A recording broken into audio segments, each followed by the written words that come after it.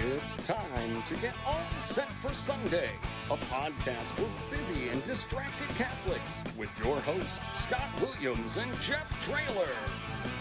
When I hear the coffee brewing, I think, what the heck we doing? Because I got barely any sleep last night. As the diaper bag I pack with Hot Wheels dollies and some snacks, I say a prayer there'll be a seat in the crime room this time.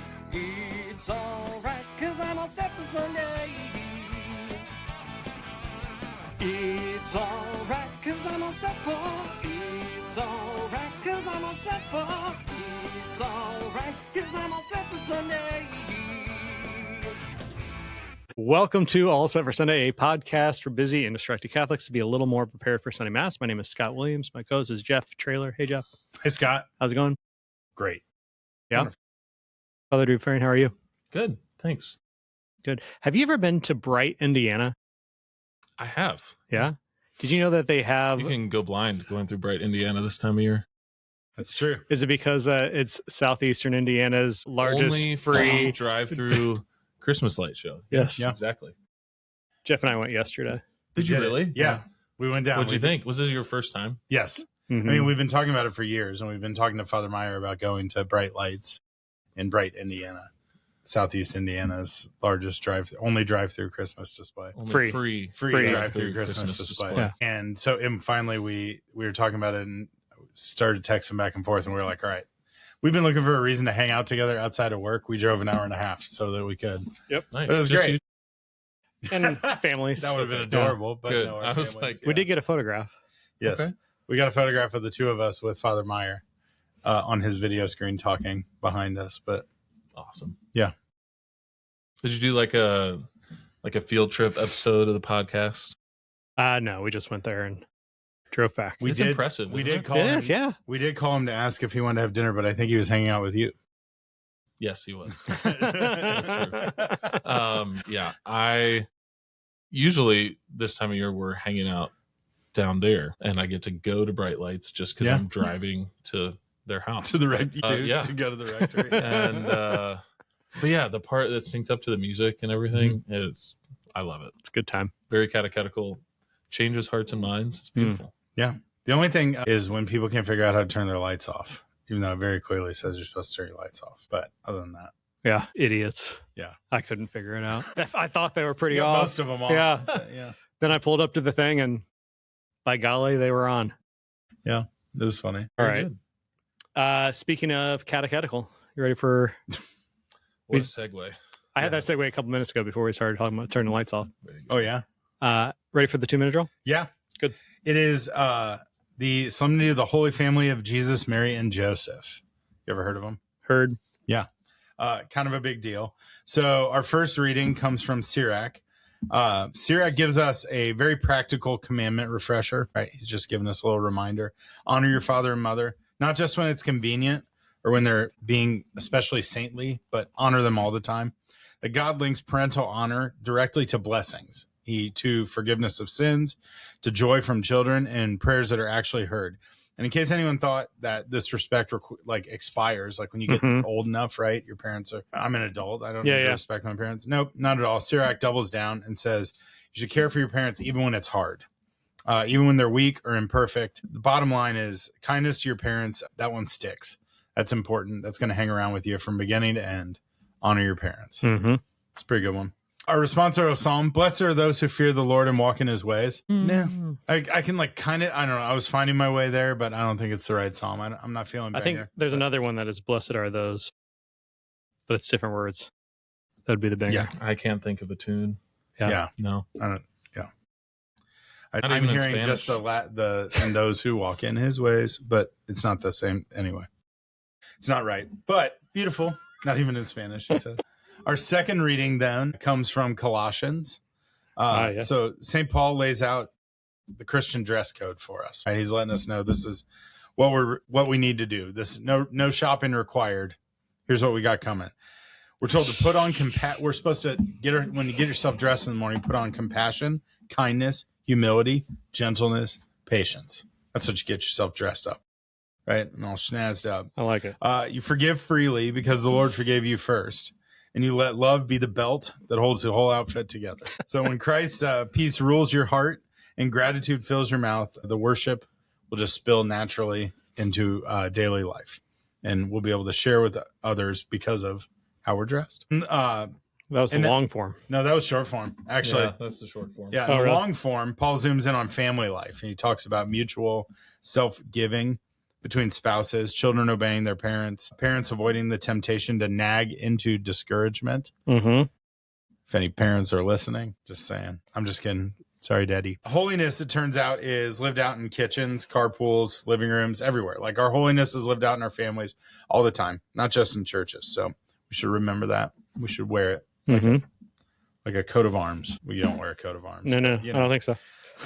You She could. Yeah, like a coat for cold. All my coats have arms. That's true. Otherwise, I'm lost. Yeah. Yeah. All right. Yeah. See, when you're invested without arms, and then you find, okay. Our gospel reading then comes from Matthew chapter 2. When the Magi had departed, behold, the angel of the Lord appeared to Joseph in a dream and said, "Rise, take the child and his mother, flee to Egypt, and stay there until I tell you. Herod is going to search for the child to destroy him." Joseph rose and took the child and his mother by night and departed for Egypt. He stayed there until the death of Herod, that what the Lord had said through the prophet might be fulfilled. Out of Egypt I call my son. When Herod had died, behold, the angel of the Lord appeared in a dream to Joseph in Egypt and said, "Rise, take the child and his mother and go to the land of Israel. For those who sought the child's life are dead." He rose, took the child and his mother, and went to the land of Israel. But when he heard that Archelaus was ruling over Judea in place of his father Herod, he was afraid to go back there. And because he had been warned in a dream, he departed for the region of Galilee. He went and dwelt in a town called Nazareth, so that what had been spoken through the prophets might be fulfilled. He shall be called a Nazarene. All right. That's just a nice and warm and fuzzy gospel for Sunday It after. is kind of like, okay, It's so like, run for your lives. No, you're good. You're good. yeah, but also as a dad who like you're raising kids, Yeah. right? Like it's not always easy to figure out. Joseph just like he was getting a playbook, Yeah. right? Like it was just like, hey, take him and go do this. And he's like, all right. Like all you want to do is protect your family. Pretty sweet if you can have like an angel of the Lord just like let you know when to like duck, right? That's pretty cool. That's my take. Was that your homily? Did I steal that? Darn it. Duck, What am I dodge. going to say now? If you can dodge a Herod, you can. There you go. All right. Well, did Jeff get anything wrong? There's I lots of thought that opportunity was there. a fascinating take on the short form of the second reading. He did a little bit Glow up. of dip, dodging, diving, and things around the second part of the long form. Yeah, second reading. the We'll one get that's there. usually a little controversial or Yeah. perceived controversial. No, I anyways. feel like I And nailed it, guys. Usually, Forgot that one sentence that says, "Wives be subordinate to your husbands." I usually Did have I heard forget it. that one? You That's did. weird. I didn't know. I just felt like context was important. I So, usually everywhere it said fathers, you just said parents. But you know, I've usually heard it said Archelaus. But it's the octave of Christmas. I think you did a great job. Hey, thank you. me too. All right. Well, what are you preaching on this weekend? You see, there is.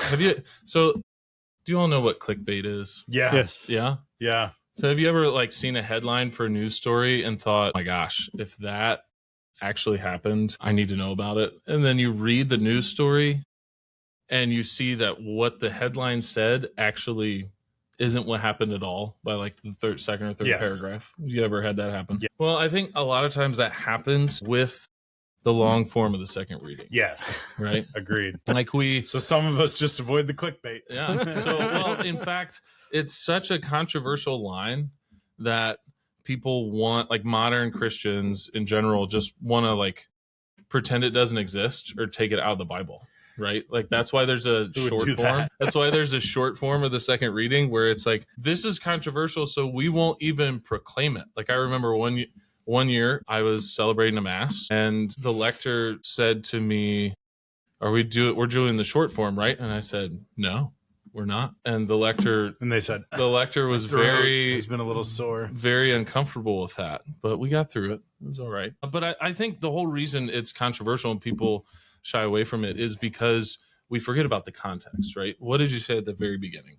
This is the solemnity of the Holy Family of Jesus, Mary, and Joseph, right? And the Holy Family, the Feast of the Holy Family, it's where we celebrate how God came into the world in the context of a family, the perfect family, right? One person in the family is divine, one person is immaculately conceived, and one person is a righteous man, Joseph, right? So it's a pretty impressive family, the perfect family. And God, we forget that God is the one who instituted the institution of the family, right? God creates the family as the context for human life and love. And so God can reveal to us his plan for the family.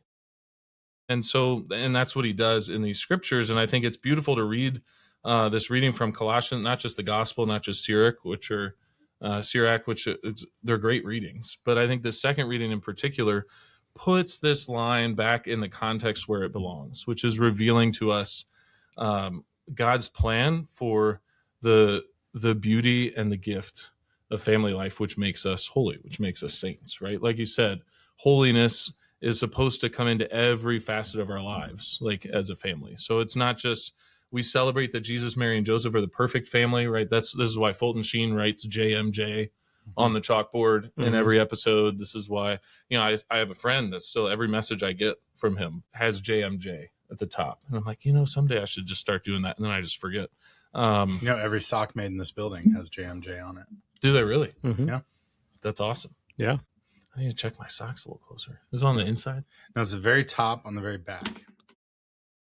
Very good. Like where most socks will say XL or something, like yours says JMJ. That's pretty cool. And you got to guess the size. I'm kidding. That's somewhere else.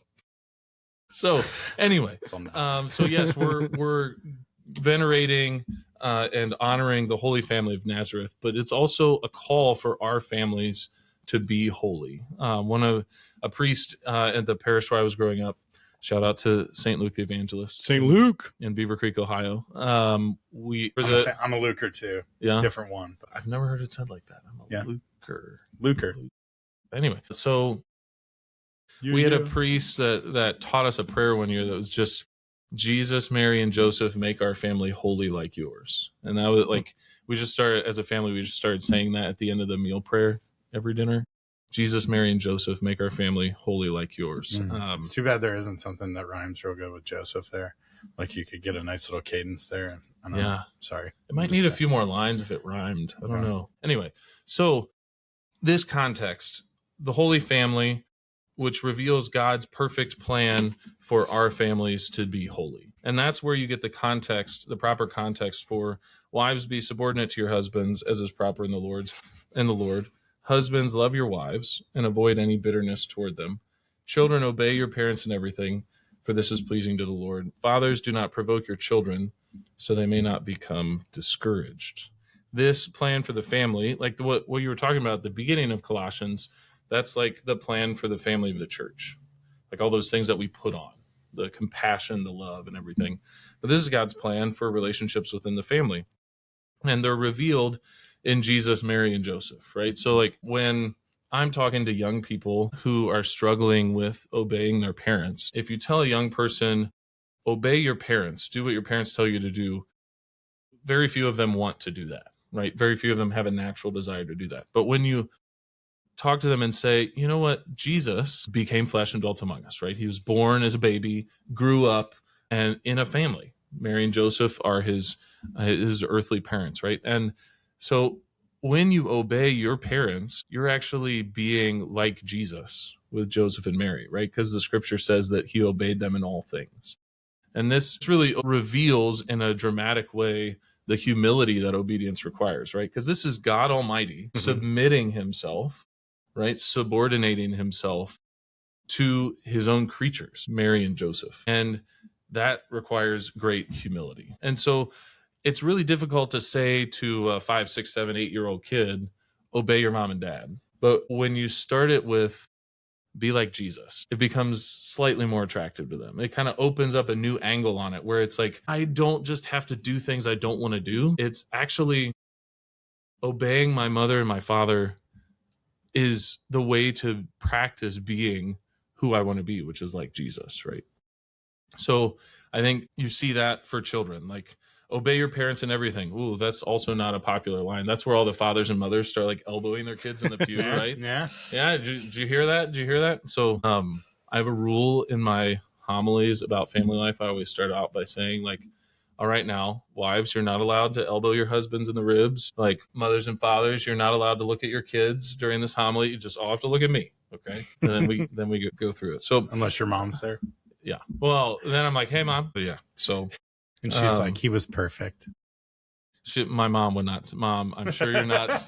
I'm sure She's here. Let's just chat with her. Yeah. She's not. She's probably rolling her eyes right now. My siblings would all be like, he's the favorite. Anyway. It's good self-awareness. So that's for children. Yeah. Children, if you're struggling with obedience, whether you're an adult child or an adolescent child or a young child, get into the mindset of, what am I doing when I obey my parents? I'm imitating the humility of Christ, who is God Almighty, obeying his creatures, right? So we think about fathers in the family, right? Like the patron saint for fathers, the model for fathers, and the perfect family that God puts before us on this solemnity is Saint Joseph, right? And Saint Joseph is a man's man, right? Like, he is a carpenter. Like, he makes things with his hands. He's also a godly man, so a righteous man. So he's upstanding. He has this reputation and this reality about his life that he pursues the good. And then also, like, what do we call him now? We call him the terror of demons. What man does not aspire to like stand like that images of Saint Joseph as terror of demons? Like, what Pretty man sick. does not aspire to that kind of masculinity? And so when this is difficult, like all of what St. Paul says in the scripture says about family life and about fatherhood, when that's difficult or challenging, we look to St. Joseph. Like, this is actually called to be like St. Joseph. And I call out fathers a lot. I was actually at a meeting in church a couple of days ago, and the men in this group are really, really devoted to their faith. And they looked at me and they said, like, Father, how can we serve you? Like, what do you need from us? And I was thinking about it. I was like, what jobs need to be done? Like, what needs to be fixed? Like, what needs to be painted? What do we need to, like, gosh, what do we need to raise money for? And I was like, no, none of those things, actually. I was like, I want you to go home and lead the rosary in your family, like, every night.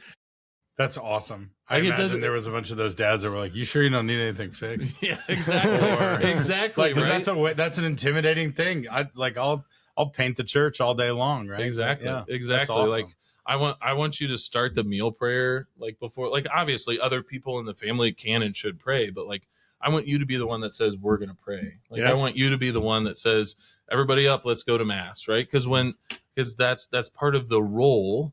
Like, why do you think God sends the angel to Joseph and not to Mary when it's time to get the family to Egypt? Right. Like, it's about that role of the father to initiate, to move, to lead, to guide, to shepherd, right? And so fathers are challenged by this all the time. Like, and it's very easy, and I see it particularly in our parish and in the Latino context, but it happens in all cultures, where it's like, it's not really cool for the man of the house to be like all gung-ho for the rosary, right? Or like, yeah, we got to get to mass this Sunday. It's more about the football game afterward or whatever. So I think, if you're challenged by what the scripture says about being a father, remember that this is about being like Saint Joseph, like one of the greatest men that ever lived. The guy who is the terror of demons, the guy who is the protector of Holy Church, the guy that God entrusted his only begotten son to, and the most perfect creature in the universe. Like, he entrusted Mary to Joseph.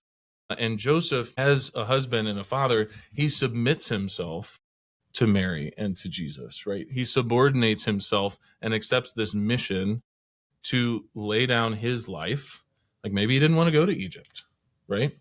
Maybe, and then in Here Matthew, it's hot this time of year. What? Here it's hot this time of year. Yeah. Oh, I mean, like, imagine trying to, like, he's got to find work to do in Egypt, right? He's got to get them there safely. I was thinking that today while I was reading this gospel, that like moving your family at this time could not have been an easy thing. It's not like you just bought a house someplace, or you like to like uproot and move your family. Not only the physical like move and how are you getting there, and you're walking across a desert and all these things, but just like also just traveled with Mary 8 months pregnant. Yeah. But then you have to find a place to live. You have to find a way to support your family, to work, to like, people have to do that now, but like it just a totally different thing at this time.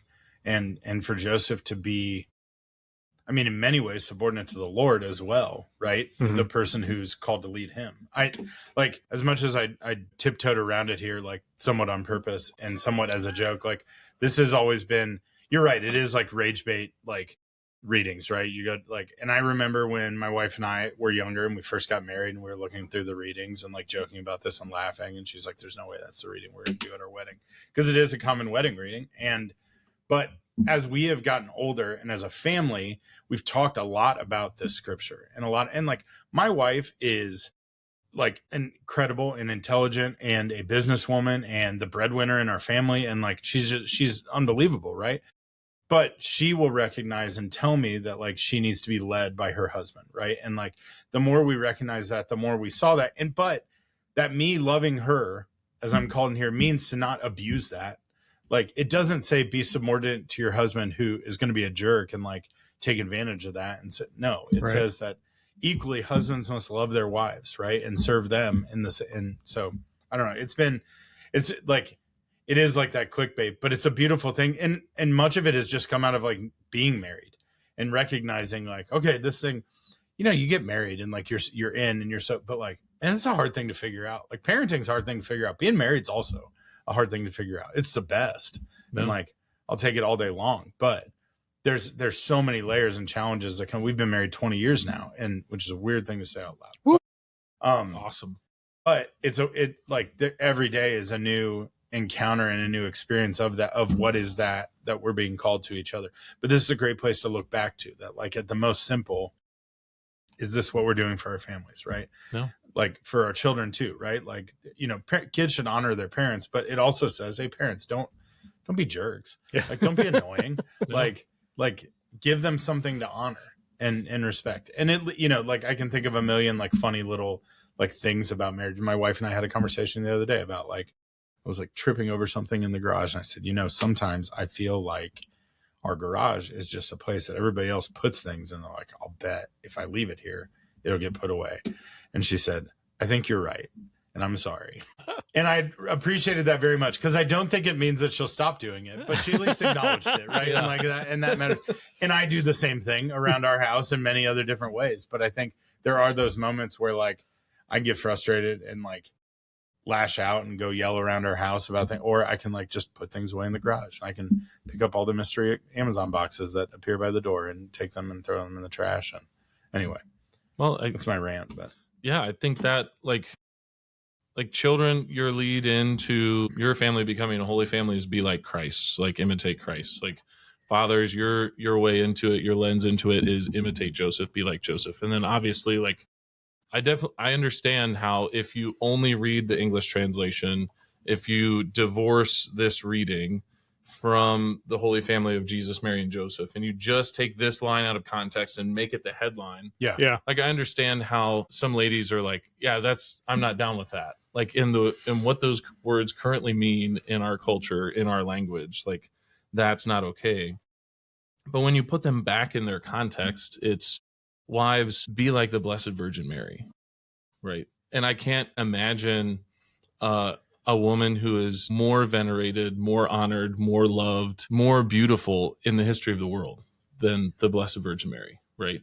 And what higher compliment could you pay to a woman than to say, you remind me of the Blessed Mother, right? And that subordination, or some translations into English say submit. That word submission means to be under the same mission, right, of the husband. Like there's this sense of, when you take the word in its whole context, that you are moving together in the same direction, right? And what does Mary do when she looks at Joseph? Like she expects Joseph to fulfill his part of the mission, right? She has said yes to God. She has laid down her life, but she also expects Joseph to say yes when the angel comes and says, do not be afraid to take Mary into your home. So this has to do with like, what does the wife expect of the husband? And certainly if you expect someone who's going to try to dominate you or lord things over you, or, maltreat you or whatever, he's going to take advantage of that trust. Like, you're not going to want to submit to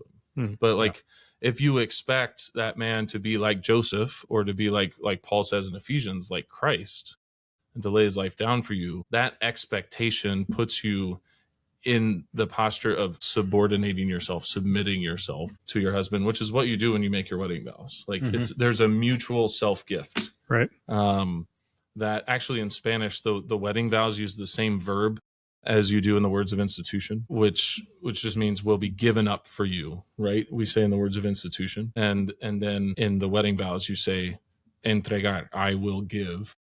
I give myself to you completely. So yeah, this submission is a mutual thing, which flows from ultimately our submission to God. And that's where the holiness of the family really comes from. Like, if the husband isn't willing to submit himself to God, if the wife isn't willing to submit herself to God, if the children aren't willing to submit themselves to God, like, all of this breaks apart. And that's exactly what we're living through in our society right now, is we have a bunch of families that are not just living through like ordinary brokenness that Christ addresses in the context of the church. It's a bunch of families that are not submitted to the Lord. And so that's what all of this comes together in, is God institutes the family. He gives us the plan for the family, and he desires to sanctify our families. And then the question is, will we let him do that? Like, will we submit ourselves to him? I mean, this, like, we talk all the time about how readings work together, and obviously this is all put together for Holy Family, but it is this beautiful like lesson of like, hey, here's all the pieces. Like, everybody in the family, here's your role, and here's the thing to do. And if you all do this, you too can be a holy family. And like, that's pretty awesome. Yeah. And it's not about power. Like, we tend as Americans to look at things through the lens of power. Who has the power? That's the person who's most valuable. But it's exactly what you said in role. Like, that's the perfect word, because it's not that children have less dignity than adults. It's not that a wife has less dignity than her husband, or a husband has less dignity than his wife at any point. The Bible is very clear that Adam and Eve are equal, right? And so it's that we all have a particular role. And if we fulfill our role that God has entrusted us with, then you have a holy family. Beautiful. Yeah. There you go. No more questions, Your Honor. Yeah. No, that was awesome. No more clickbait. Do you have anything else on that, Jeff? I can't wait until we title this episode of the podcast Yes. Father Dufresne's command for wives to be subordinate. Please send all hate mail Big to thumbnail Catholic on there. Concepts. Yeah. My first name is Jeff, so you can send any dirty comments, any nasty comments or critiques or complaints or criticisms to Jeff at... Great. That's perfect. All right. Ready for some dumb questions? Yes. You talked about it a little bit, but you talked about Joseph, how we call Joseph the terror of demons, but there's all these names for Joseph. Is that your favorite one, or what is your I always like to say, people, what is your favorite name for Joseph that is not terror of demons? Because if that's not your favorite, then you're just not trying. Yeah. It's hard to think of one that sounds like cooler than terror of demons. No, honestly. but yeah. Right. My favorite one other than that, is that what you're saying? Or is that my favorite? Is that other than that? I'm assuming it's your favorite. Yeah. Mirror of Patience, I think, unless I'm combining two titles there. Nope, that's it. Mirror of Patience is pretty, I need that. I need to be that. Yep. Pretty good self-reflection. Pillar of the Family Life, I think, is another one. Yeah. It's a good Protector of Holy Church. I mean, that one's right up there with terror. it's right up there with, I mean, that's part of being pastor. Yeah. It feels like a particular part of my mission. So that's also a good one. And that is. All right, next dumb question. Have you ridden a donkey lately? No. Tis the season, right? It has been it's like Philip Rivers, like 1,800 days since the last donkey ride. No. Isn't it about time for your guys' donkey parade? Not until Palm Sunday. Oh, you do? Okay. Yeah. All right. It'd be a good one for the nativity too, though. Yeah. I do not play St. Joseph or anybody in the nativity. You just said you do as a pastor. Well, Rider of donkeys. I try to. I guess Mary rode the donkey. Yeah, I was going to say, could you imagine if Joseph just hopped on while Mary's pregnant, walking next to him? I try to imitate St. Joseph, but I do not play St. Joseph. Anyway, go ahead. That'd be really great. No donkey rides till Palm Sunday. Yeah. Hopefully it'll be a real donkey this year. That'd be awesome. Last year was a fake donkey. It's always a fake donkey. It's a pony. They just put long ears on. Yeah, I just need to get a set of long ears for him or something. That poor guy. I think he's getting old. He's probably got bad hips because this giant priest decides to have a pony ride every Palm Sunday. Speaking of you being a giant redheaded priest, I was thinking about this because we've talked a lot about your Spanish speaking. How often do you find yourself in a situation where people don't realize you speak Spanish and then you just start rolling into Spanish? And what? We were just keep going. I was going to say, and then you just start rolling into Spanish and people are like, no, like I would imagine if somebody is like native of a Spanish speaking country and encounters you and you just start rolling in your like very fluent Spanish, that would like catch them off guard because like you look like you went to St. Luke's in the middle of Ohio, like Southwest Ohio. Still, I'm just saying, like I'm not from Columbus. No, you've just got that. You don't have fluent Spanish speaker, and like that's not your vibe.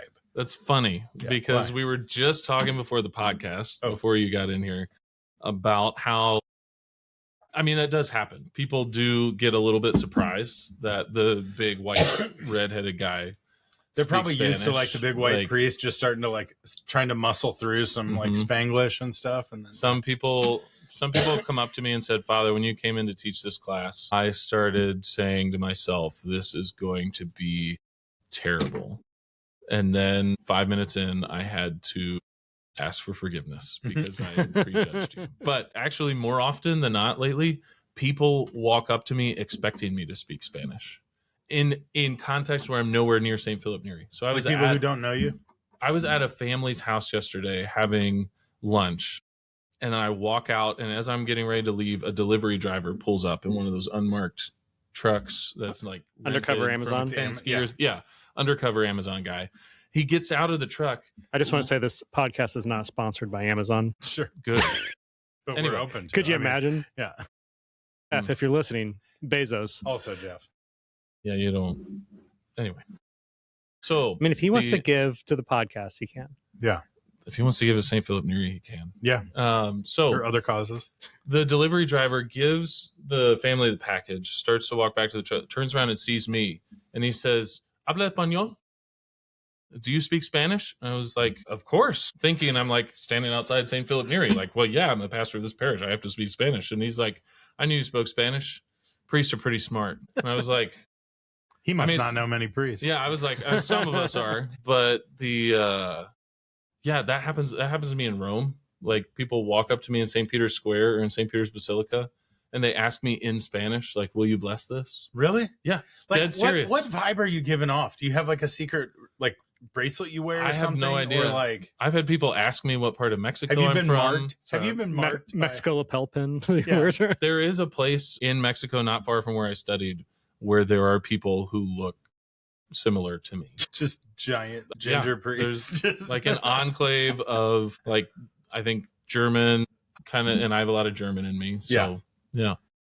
That's okay. So I just tell people I'm from that region of Mexico. They're like, "Oh yeah." I'm like, "No, I'm not. I'm from Ohio." I watch this guy on YouTube who he's like, his like superpowers learning languages. He can just like pick up very rare languages. He learns them incredibly fast. So he'll study a language for a while and then go to like a restaurant of that language and then just start rolling with like the people working at the restaurant. But then he just records their reactions where like he'll ask them a question in their native language and they just like, they're like, what? But I found myself thinking like, I wonder if that's how it is. Like if there are situations where you just like fire off, because like, I don't know Spanish, so I guess I may not know, but I feel like you like, if you're preaching weekly in Spanish, you probably speak pretty good Spanish. Like, yeah, it's pretty good. Yeah. So, when you can speak Spanish and not sound like an American, and then eventually you can switch into speaking Spanish like you sound like an American to like make people laugh. Like that's also kind of fun. Like what? Just every once in a while it gets late and I say something wrong and people correct me. I'm like, "That's right. Like after 8:00, no hablo español muy bien," which is not what my homilies sound like. I hope. Maybe it is. Depends on the day. Well, yeah. Anyway, that's funny that you guys were just talking about that. Yeah. There are some fun. That used to be a game that we would play in the restaurant I worked in college. Like I was a manager, The cooks who had been there for a while, when a new cook would come in, like incite them to say bad things about me in Spanish while I was around, and then I would respond, and then they'd get really mad, like, "Why didn't you tell me you spoke Spanish?" So it was kind of That's funny. That's a fun game. So how long have you been fluent in Spanish? I wasn't fluent in college. Okay. Fluent probably like 5 minutes. I don't know. I still don't know if I'm fluent some just days. around us. Yeah. To scale. Only All on right. Cinco de Mayo. All right, Father. Well, thank you for joining the show once again. Merry Christmas. It's been a pleasure. Those were easy, dumb questions. Thanks. Yeah. That's what I had. I have Must be another a one Christmas somewhere, present. but it's on the phone. So next time. Sounds great. All It's right. always a Oh, killer. they're going to have me back. He'll be back, Mom. I'll be so happy. Yeah.